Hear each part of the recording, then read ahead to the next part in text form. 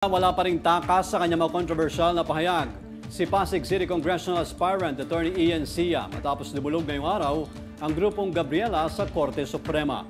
Nagsumite na ng complaint letter sa Korte Suprema sa Maynila ang Alyansa ng Kababaihan para humiling ng kaukulang parusa laban sa kandidato dahil sa naging komento nito tungkol sa mga solo parent. Daladala ng Gabriela ang karatula na nagpapakita ng panawagan na wakasan ang lahat ng uri ng karahasan laban sa kababaihan at itaguyod umano ang dignidad at karapatan ng mga solong magulang.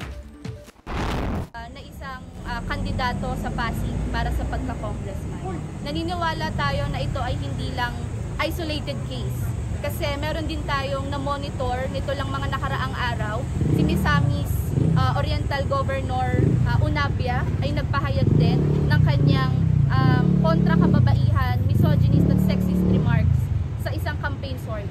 Kaya tingin namin kailangang gumawa ng hakbang, hindi lang ang Supreme Court, kahit ang COMELEC, na napapanahon na maging grounds for disqualification ng mga traditional politicians ang misogyny at sexismo na direktang tumatapak sa karapatan at dignidad ng mga kababaihan. Kaya ngayon, nandito tayo sa Supreme Court para magsumite ng formal complaint letter notifying and urging the Supreme Court to exercise its power na disciplinary at isanksyon ang isang abogado na bastos at anti-kababaihan.